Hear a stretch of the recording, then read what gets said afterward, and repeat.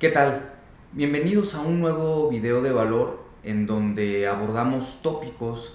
distintos inherentes al derecho empresarial desde una visión más fresca, moderna y acorde a la realidad ante la que nos encontramos, porque, como siempre decimos, el derecho no puede permanecer estático, su aplicación e interpretación está en constante evolución. Así que comencemos.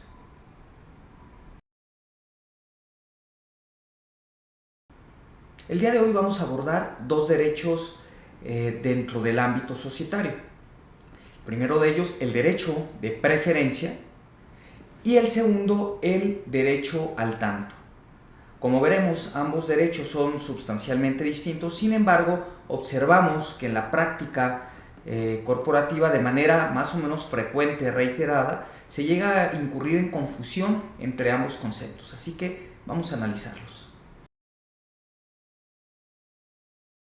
Vamos a enfocar estas breves reflexiones en el ámbito de una sociedad anónima, ¿sí? Que como sabemos es el tipo social que presenta una regulación más particularizada dentro de la Ley General de Sociedades Mercantiles.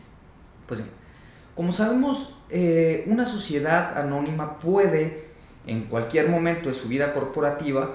requerir capital adicional para llevar a cabo sus actividades. Y una de las opciones más recurrentes o de las que puede echar mano es justamente incrementar su capital social. Esto con independencia de la modalidad a la que esté o no sujeta en cuanto al régimen de capital variable. Evidentemente las formalidades, si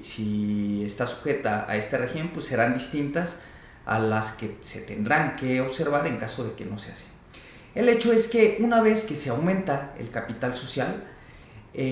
las nuevas aportaciones podrían traer consigo un desequilibrio en las relaciones de los socios entre sí, si se altera la proporción en que cada uno de ellos participa dentro del capital social, y con esto también se altera la influencia que tienen en el devenir de la sociedad, en la toma de decisiones de la sociedad. Para evitar este trastorno, la Ley General de Sociedades Mercantiles consagró en su artículo 132 el derecho de opción o preferencia. Los accionistas tendrán derecho preferente en proporción al número de sus acciones para suscribir las que emitan en caso de aumento de capital social. Este derecho deberá ejercitarse dentro de los 15 días siguientes a la publicación en el sistema electrónico establecido por la Secretaría de Economía del acuerdo de la Asamblea sobre el aumento de capital.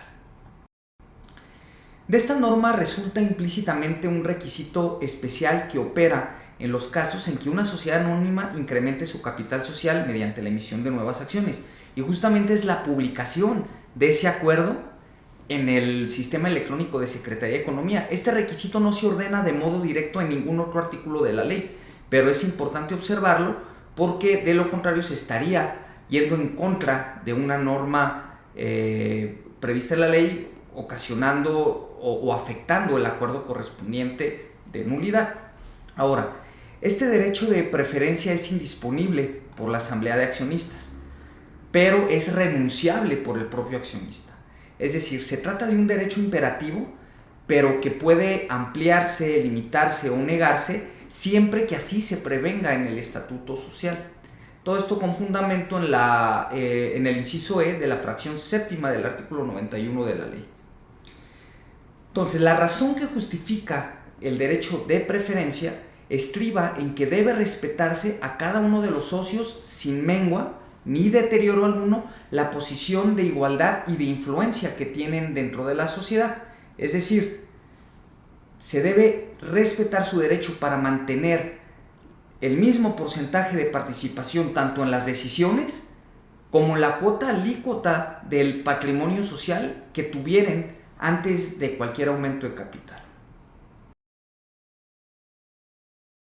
Por otro lado, el denominado derecho al tanto, en principio consiste en la posibilidad jurídica que le da la ley a un copropietario para adquirir en igualdad de circunstancias con relación a cualquier tercero la parte indivisa del bien sobre el cual recae la copropiedad, siempre que algún otro copropietario pretenda vender su parte. El legislador ha considerado que existen razones similares a las que se dan en este tema de la copropiedad, en algunas otras situaciones donde también concede el derecho al tanto, por ejemplo, a los coherederos, a los socios en las sociedades civiles, a los socios en las sociedades de responsabilidad limitada o a los usufructuarios. En tal sentido, ya ha sido definido por la Suprema Corte de Justicia de la Nación que el derecho al tanto tiene por objeto fundamental evitar la intromisión de un extraño a la comunidad y evitar que la participación de un extraño en la cosa común pueda crear problemas mayores que los que ya por sí mismo crea frecuentemente un estado de indivisión. En el caso de las sociedades anónimas, este derecho no está establecido en la Ley General de Sociedades Mercantiles, contrario al derecho de preferencia, que encuentra, como ya vimos, fundamento en el artículo 132. Tratándose entonces del derecho al tanto,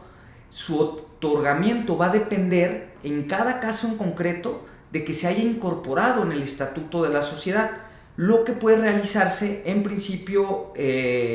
gracias a la libertad contractual que priva en materia societaria y además con fundamento en lo que establece el inciso A de la fracción séptima del artículo 91 de la ley.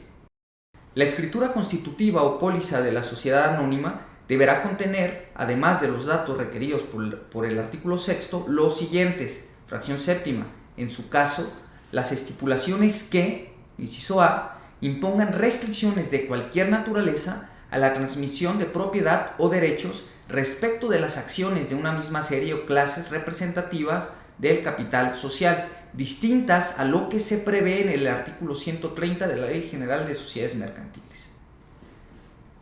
Precisamente el derecho al tanto implica una importante pero válida restricción que se puede sujetar para la enajenación de acciones, de manera que las acciones no sean de libre circulación. De esta forma, el derecho al tanto tiene como finalidad proteger intereses privados de los accionistas sin que con ello se vean modificadas ni alteradas disposiciones de orden público. Vamos, si bien las acciones emitidas por una sociedad anónima, en principio, por regla general, son de libre circulación, la propia ley permite, como ya vimos, que se estipulen restricciones de acuerdo a lo que los accionistas consideren conveniente, acorde a sus propias necesidades o incluso a las de la sociedad en la que participan. Por lo que este principio de libre negociabilidad de las acciones actualmente en el derecho mexicano ya no es esencial a la naturaleza de las acciones, sino que inclusive se ha convertido en una excepción, lo que se explica porque la gran mayoría de las sociedades anónimas en México son cerradas o familiares.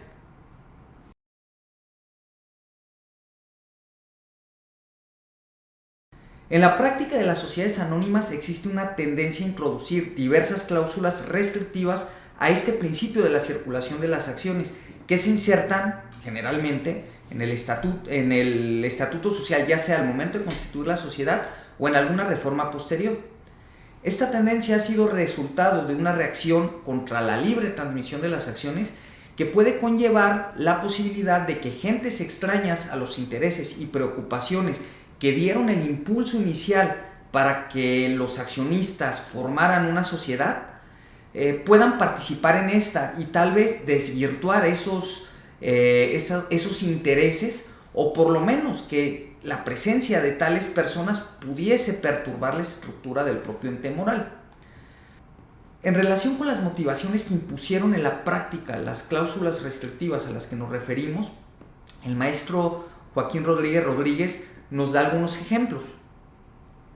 Sociedades familiares cuyos socios se encuentran emparentados y quieren evitar la posibilidad de que gentes ajenas al círculo familiar inicial lleguen a ser sus socios, o puede ocurrir que una sociedad anónima quiera dificultar la entrada de gentes que, desprovistas de una vinculación permanente con la empresa, pudieran utilizar su posición de socios con fines de especulación o incluso para perjudicar el propio desarrollo de la empresa. Digamos, se trata de impedir la presencia de extraños con finalidades netamente económicas y con ello excluir una competencia ilícita, guardar de mejor manera la secrecía de información confidencial, etc.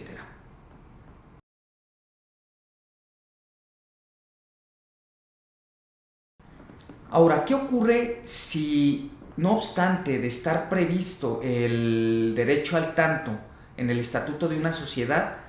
un accionista transmite sus acciones sin respetarlo?